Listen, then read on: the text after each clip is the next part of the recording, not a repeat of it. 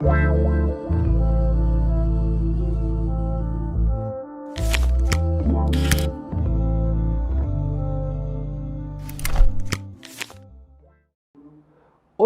nous nous souvenons de Saint Jérôme qui a traduit l'écriture sacrée des langues originales dans lesquelles elle a été écrite, l'hébreu, l'araméen et le grec, et lui les a traduits au latin. Il a pu le faire grâce à l'Esprit Saint et à son esprit contemplatif. En tant que pilule, aujourd'hui, en cette semaine du jubilé de la Terre, je vous donne la suivante. Cultivons la dimension contemplative.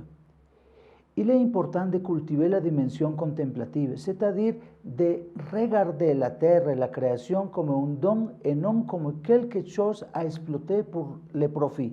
C'est ça que nous explique le Saint-Père François. Lorsque nous contemplons, nous découvrons dans les autres et dans la nature quelque chose de bien plus grand que son utilité. Voici la clé du problème. Contempler, c'est aller au-delà de l'utilité d'une chose. Contempler la beauté ne signifie pas l'exploiter. Contempler, c'est découvrir les dons de Dieu dans la nature et exprimer notre gratitude pour ces grands dons. Regardez comment Saint François s'exprime dans les chants de créatures. Très haut, tout-puissant, bon Dieu, à vous sont les louanges, la gloire, l'honneur et toutes les bénédictions.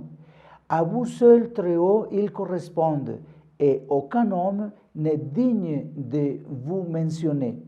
Loué sois-tu, mon Seigneur, avec toutes tes créatures, spécialement pour les frères soleils qui arrivent avec les jours et nous éclairent.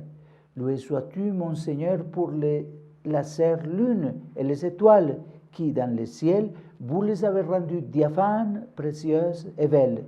Loué sois-tu, mon Seigneur, pour les vents frères, et pour l'air et les nuages et la sérénité et tout le temps pour lequel tu nourris tes créatures. Saint François découvre la juste valeur de tout ce que Dieu a laissé exister.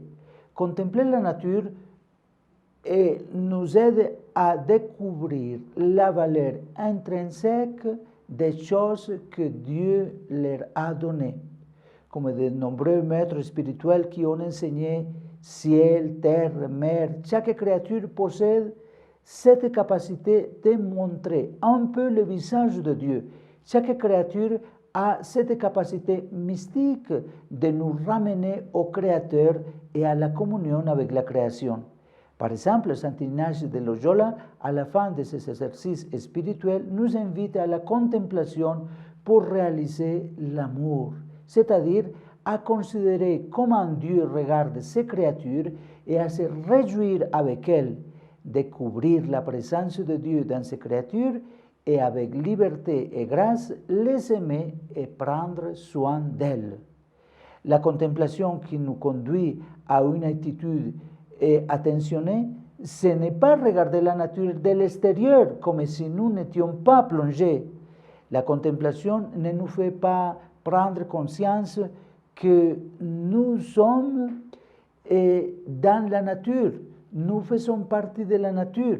Il se fait plutôt de l'intérieur en nous reconnaissant comme faisant partie de la création, en faisant de nous des protagonistes et non simples spectateurs d'une réalité amorphe qui ne servirait qu'à l'exploiter. Celui qui contemple de cette manière est étonné non seulement parce qu'il voit, mais aussi parce qu'il se sent partie intégrante de cette beauté et il se sent également appelé à les garder, à les protéger. Et il y a quelque chose qu'il ne faut pas oublier, qui ne sait pas contempler la nature et la création, ne sait pas contempler les gens avec toutes les richesses. Et quiconque vit pour exploiter la nature finit par exploiter les gens et les traiter comme des esclaves. C'est une loi universelle. Si vous ne savez pas contempler la nature, il vous sera très difficile de contempler les gens, la beauté des gens et considérer les personnes comme votre frère et comme votre sœur. Alors en ce jour, cultivons la contemplation, considérons chaque créature de la terre comme frère et sœur, en nous considérant comme partie de chacune d'elles.